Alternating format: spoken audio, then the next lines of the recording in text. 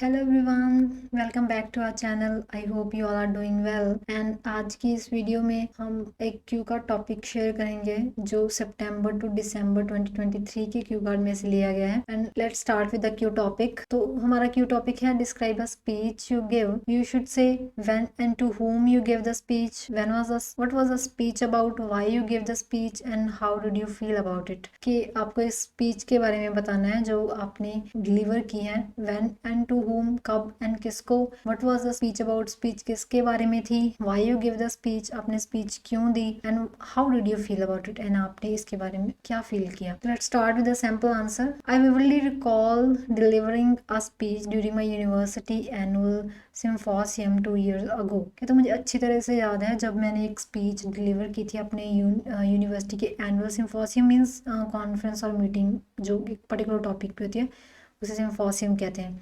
कि एक अपने यूनिवर्सिटी के एनुअल सिम्फोसियम या कॉन्फ्रेंस और मीटिंग पे एक स्पीच डिलीवर की थी 2 साल पहले। The audience comprised mainly students, faculty members and guest lecturer। जो ऑडियंस में थे उसमें मेनली स्टूडेंट्स थे, फैकल्टी मेंबर्स थे एंड गेस्ट लेक्चरर थे। The crust of my speech revolved around the importance of sustainable living in today's rapidly evolving world। जो मेरी speech थी वो किसके ऊपर थी कि इम्पोर्टेंस बतानी थी सस्टेनेबल लिविंग की आज के वर्ल्ड में। I delved deep into topics such as significance of renewable energy, minimizing minimalist living and the need to reduce our carbon footprints। कि मेरे मेन टॉपिक्स जिसके ऊपर मेरा फोकस था वो कौन से थे। Significance of renewable energy, minimalist living and the need to reduce our carbon footprints. के रिन्यूएबल एनर्जी की इम्पोर्टेंस पर, जो हमारी जीवन शैली है उस पर एंड कार्बन एमिशंस पर। Drawing inspiration from stalwarts in environmental advocacy. के उनसे इंस्पायर होकर जो इन्वायरमेंट की जो सोशल वेलफेयर्स होते हैं उसमें स्टॉलवर्ड्स होते हैं जो फेमस होते हैं इस कैटेगरी में, इस फील्ड में उसे स्टॉलवर्ड्स बोलते हैं। कि इनसे इंस्पायर होके I centered the dire consequences we might face if we continue our wasteful ways. कि हम किस कॉन्सिक्वेंसेस से सफ़र करेंगे अगर हम डेली अपने जो वेस्टफुल प्रोडक्ट्स हैं या चीज़ें हैं उसे बढ़ाते जाएंगे। The motivation behind delivering this speech was multifaceted. कि इसके बहुत से वे मेरे बहुत सी जगह से मुझे इस स्पीच की मोटिवेशन मिली। I had been deeply affected by a documentary. मैं एक डॉक्यूमेंट्री से डीपली इफेक्टेड हुआ। I had recently watched on climate change, जो मैंने रिसेंटली क्लाइमेट चेंज पे देखी थी। It showcase the devastating effects of global warming. कि उसने क्या शो किए थे, उसके बहुत ही बुरे इफेक्ट ग्लोबल वार्मिंग के। And it dawn upon me that, उसने मेरे ऊपर असर किया एज अ यूथ, एक यूथ के तौर पे। We should be at the forefront of delivering positive change. के हमें इसके पॉजिटिव चेंज के लिए कुछ करना चाहिए as a youth. The symposium provided the perfect platform me. And जो वो सिम्फोसियम था या कॉन्फ्रेंस और मीटिंग थी उन्होंने मेरे को एक परफेक्ट प्लेटफॉर्म प्रोवाइड किया जो टू शेयर माई सेंटिमेंट्स, मेरे सेंटिमेंट को शेयर करने के लिए। रिफ्लेक्टिंग अपॉन द एक्सपीरियंस, अगर मैं एक्सपीरियंस की बात करूँ, I felt an amalgamation of emotion. Amalgamation means combination, बहुत से मेरे अंदर इमोशंस मैंने फेल्ट किए। Naturally there was an initial apprehension, जब मैंने स्टार्ट किया। Fluttering of butterflies in my stomach, मैं हेजिटेट फील कर रहा था as I took the stage, जब मैं स्टेज पे गया। हाउएवर एज आई प्रोग्रेस्ड, जब मैंने स्पीच बोलनी स्टार्ट की, द ऑडियंस वार्म्ड, ऑडियंस को देखा, नॉड ऑफ एग्रीमेंट्स, उनके पॉजिटिव रिस्पॉन्स को। And the resources of my word field me with confidence, और मेरे वर्ड ने मेरे जो मैं बोल रहा था तो उससे मेरे में कॉन्फिडेंस आना स्टार्ट हो गया। बाय द एंड पे आई वॉज ग्लैड, मैं बहुत खुश था। सक्सेसफुली कन्वेइंग माई मैसेज, कि मैंने अपना मैसेज सक्सेसफुली कन्वे किया। And igniting a spark of awareness among my peers. And अपने जो मेरे पीयर्स में है उसमें अवेयरनेस डालने में, उन्हें अवेयर करके मुझे अच्छा लगा। तो ये था हमारा क्यू कार्ड का सैम्पल आंसर। एंड नेक्स्ट उसके follow up questions. First one is why do people get nervous when they speak in public. के लोग क्यों नर्वस होते हैं जब वो पब्लिक में स्पीक करते हैं या पब्लिकली कुछ बोलते हैं। People often get nervous when speaking in public due to fear of being judged और making a mistake in front of a crowd. कि वो नर्वस क्यों होते हैं जब उन्हें डर रहता है अपने अंदर कि हमें जज किया जाएगा, या हम जब क्राउड के सामने, ऑडियंस के सामने बोलेंगे तो हम मिस्टेक करेंगे। In India where societal validation plays a significant role. कि हमारे इंडिया में जब सोसाइटल वैलिडेशन है वो बहुत ही इंपॉर्टेंट रोल प्ले करती है। दिस एंग्जाइटी इज इंसेंटिफाइड, जब जो ऑडियंस है या जो सोसाइटी है हमारी वो जज करती है लोगों को, तो इससे जो ये एंग्जाइटी है और बढ़ जाती है। Many are not accustomed to addressing a group, and the apprehension about saying something wrong or not meeting expectations can lead to nervousness। कि किसी भी जो पर्टिकुलर टॉपिक पे उसकी मीटिंग होती है या कुछ भी होता है उसके रिलेटेड उनके पास करेक्ट या इनकरेक्ट इन्फॉर्मेशन का उन्हें नहीं पता होता, तो जो नर्वसनेस को लीड करती है। The pressure to present oneself perfectly stems from our collective cultural mindset. जो प्रेजेंस है कि जो पॉजिटिविटी है वो कहाँ से आती है? कलेक्टिव कल्चरल माइंडसेट से। And next one is how can they improve their public speaking skills. वो कैसे अपने पब्लिक स्पीकिंग स्किल्स इंप्रूव कर सकते हैं? Improving public speaking skills essentially in improving public speaking skills, especially in India, requires a consistent practice and export। अपने speaking skill को improve करने के सबसे रिक्वायर्ड क्या है? Practice and export. Joining clubs like Toastmasters, clubs join करना जैसे कि Toastmasters can help individuals to gain confidence, जो इंडिविजुअल को कॉन्फिडेंस लेने में हेल्प करेगा।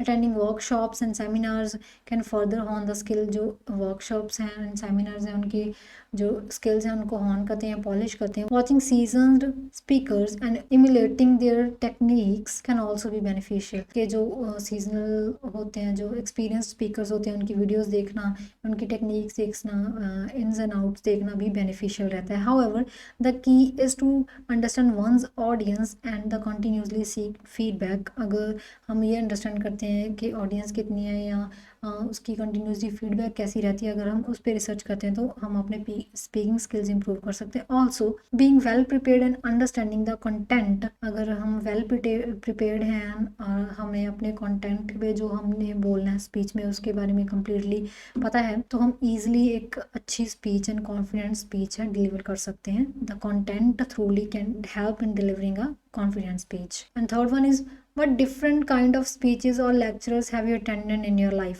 कौन से different speeches and lectures आपने attend किए हैं अपनी life में? In India, we are exposed to various speeches from school assemblies to college seminars। के हमारे इंडिया में हमने बहुत से speeches attend किए हैं स्कूल assemblies से लेके college seminar तक। I have attended motivational talks। मैंने motivational talks attend किए, lectures by visiting scholars, scholars के द्वारा दिए गए lectures attend किए, political addresses attend किए and the cultural discourses and cultural events। Many festivals in India feature spiritual leading, delivering enlightening speeches। के बहुत से rituals के ऊपर जो speeches थी वो भी मैंने attend किया। Additionally in college guest lectures from industry professional provide insight into the practical world। मेरे कॉलेज में जो टेक्नोलॉजी के रिलेटेड या इंडस्ट्रीज के रिलेटेड प्रोफेशंस हैं उनके ऊपर मैंने स्पीचेस जो प्रैक्टिकल वर्ड पे बताते हैं वो भी अटेंड की। Public speaking forms an integral part of academic and cultural landscape. जो पब्लिक स्पीकिंग फॉर्म्स हैं वो हमारे एकेडमिक का एंड कल्चरल लैंडस्केप का एक इंटरनल पार्ट है। And next, what qualities do these visiting speakers have? के कौन सी qualities visiting speakers में होती हैं? Visiting speakers, especially in India, often possess a deep knowledge of their subject, charisma and ability to connect the diverse audience। के जो हमारे India के speakers हैं उनमें क्या क्वालिटीज़ होती हैं? उन्हें डीप नॉलेज होती है एंड जो ऑडियंस को कनेक्ट करने की फीचर्स होते हैं उनमें वो भी होते हैं। The incorporate stories often blending in Indian folklore और real life experience making the content relatable. जो रियल लाइफ स्टोरीज होती हैं जिसके ऊपर वो कंटेंट बोलते हैं वो कहते हैं जो कंटेंट को और ज़्यादा अच्छा बनाते हैं। Their diction, voice modulation and the body language play a crucial role in holding attendance। Their dictation, voice modulation and the body language play a crucial role in holding attention। के जो उनकी किसी चीज़ को डिक्टेट करके बताना, voice modulation, body language एक important role play करती है अटेंशन होल्ड करने में। Additionally a good speaker is emphatic, engaging and open to feedback, ensuring the messages resonates with the audience. के जो एक स्पीकर होता है वो इंटरेस्टेड होता है, एंगेज होता है एंड फीडबैक लेता है, अपने मैसेज को अच्छे से कन्वे करता है अपनी ऑडियंस को। And the fifth one is why do many people find it hard to give a talk to young children. के लोगों को यंगस्टर्स को से कुछ स्पीच देना या कोई टॉक करना डिफ़िकल्ट क्यों लगता है। Speaking to young children is challenging, speaking young children या यंगस्टर्स को कुछ बताना इस चैलेंजिंग क्यों होता है, because they have shorter attention spans, कि उनके जो वो अटेंशन नहीं देते ज़्यादा लंबे समय तक, and a different level of understanding, and उनका जो अंडरस्टैंडिंग का लेवल होता है वो डिफरेंट होता है। In India where respect for elders is ingrained, कि इंडिया में जहाँ की एल्डर की रिस्पेक्ट को प्रायोरिटी दी जाती है, adult often expect attentive listening, जो अडल्ट होते हैं वो उन्हें सुनना अच्छा नहीं लगता, बट चिल्ड्रन बीइंग कैंडिडेट, एक चिल्ड्रन जो एक कैंडिडेट के आधार पे है, कैन शो केस डिसइंटरेस्ट, अपना जो डिसइंटरेस्ट है वो ओपनली शेयर करते हैं, कि जो यंगस्टर्स होते हैं उन्हें ज़्यादा लंबे समय तक अटेंशन देना या ज़्यादा लंबे समय तक लिसन करना अच्छा नहीं लगता। Structuring content that is engaging and age appropriate is essential, के जो स्ट्रक्चर किसी कंटेंट को जो एंगेजिंग होना चाहिए, उनकी एज के अकॉर्डिंग होना चाहिए, वो ज़रूरी होता है। Furthermore children ask unexpected question, जो चिल्ड्रन हैं वो अनएक्सपेक्टेड क्वेश्चन आस्क करते हैं, requiring the speaker to think at their feet, जो बच्चे होते हैं उन्हें होता है कि जो उनका लेवल उन्हीं लेवल पे स्पीकर बोले, making the task challenging, and task को चैलेंजिंग बनाए। And the next one, why do you think many people are nervous before they give a speech, क्यों सोचते हैं कि जो लोग नर्वस होते हैं अपनी स्पीच देने से पहले, जैसे हमने ऊपर बताया था answer. Apart from the universal fear of judgement, के जजमेंट के फियर को के अलावा in India there an added layer of cultural expectations and desire to perceived well, इसके और भी रीजंस हैं, जैसे cultural expectation and desire to perceived well. There is often a pressure to uphold family और institutional pride, उनके ऊपर pressure रहता है कि अपनी फैमिली को भी होल्ड करके रखे, एंड जो उनका इमेज है, एक ओवरऑल इमेज, उन्हें भी वो मेंटेन करें। द डिवोर्स ऑडियंस, अलग अलग तरह की audience with varied background and perspective, जिस हर एक का एक अलग बैकग्राउंड है, अलग पर्सपेक्टिव है, also add to the nervousness, और नर्वसनेस में ये चीज़ ऐड होती है। The unpredictably to live the unpredictability of live interactions and the fear of forgetting one's lines or making linguistic errors further heighten the anxiety। अगर जो किसी चीज अगर अलग अलग इंटरेक्शंस होती है हर एक पर्सन की अपनी, अगर वो कोई लाइन भूल गया एंड लिंग्विस्टिक मतलब जो लैंग्वेज की एरर्स आ जाती है, तो वो एंग्जाइटी को हायर करती है, तो ये भी एक पार्ट है कि लोग नर्वस होते हैं। And next, why do people give speeches to children, के लोग स्पीचेस चिल्ड्रन को क्यों देते हैं। Speeches to children are vital, जो बच्चों को स्पीचेस देते हैं वो वाइटल होते हैं, because they mould young minds, वो यंग माइंड में मोल्ड हो रहते हैं, एंड इंस्टिल्ड वैल्यू, अपने अंदर वैल्यूज को इंस्टॉल कर रहे होते हैं। इन इंडिया में with its rich cultural tapestry, imparting knowledge about traditions, values and history is crucial, कि जो हमारे इंडिया में जो इम्पोर्टेंस होती है ट्रेडिशंस की, cultural value, moral value, ethic value, वो बहुत इंपॉर्टेंट होती है। Educators and elders aim to inspire, motivate and guide the next generation through the speeches, जो एजुकेटर्स होते हैं, चाहे एल्डर्स हैं या कोई भी है, मोटिवेशनल स्पीकर्स हैं, वो उन्हें क्या होता है कि वो गाइड करें अपनी नेक्स्ट जनरेशन को स्पीचेस के through. Addressing children help inculcate a sense of responsibility, जो उसमें एक सेंस ऑफ रिस्पॉन्सिबिलिटी क्रिएट करती है, एक पैट्रियोटिज्म जो देशभक्ति है वो क्रिएट करती है, एथिक्स क्रिएट करती है, laying the foundation of their growth into informed and responsible citizen, जो उन्होंने इन फर्दर लाइफ में एक अच्छा रिस्पॉन्सिबल एक सिटीजन बनाती है। And last one is who makes people do so, कि लोग कैसे अपनी स्पीचेस को या कैसे एनकरेज करते हैं एक स्पीच, पब्लिक स्पीच देने के लिए। In the Indian context various stakeholders, बहुत सी स्टेक होल्डर्स होते हैं जो एनकरेज करते हैं पब्लिक स्पीकिंग को। Schools and college emphasized it to foster confidence communication skills, जिसमें schools हैं and colleges हैं जो emphasize करते हैं, encourage करते हैं या foster करते हैं कि एक confidence build करने में and communication skills improve करने में।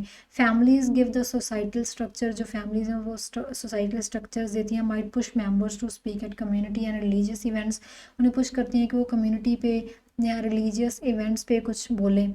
एम्प्लॉयर्स एनकरेज एम्प्लॉयर्स अपने एम्प्लॉयज़ को इनकरेज करते हैं to enhance their presentation skills, अपने प्रेजेंटेशन स्किल्स को इन्हांस करने के लिए। Also societal expectations, peer pressure और पर्सनल एम्बिशन, कि सोसाइटी की एक्सपेक्टेशंस, पीयर का प्रेशर एंड पर्सनल एम्बिशन, अपनी पर्सनल की want, can drive an individual to take a podium, जो एक अच्छा स्पीकर बनने में हेल्प करती है। Roots lie in the collective belief in power of spoken words, जो इसके रूट्स हैं कि कोई पर्सन अच्छे से एक स्पीकर बन सकता है एंड अपनी बात को ऑडियंस तक रख सकता है through these fields. I hope आपको ये क्लियर हो गया होगा इसके sample answer and follow ups, and thanks for watching this video and see you in the next video.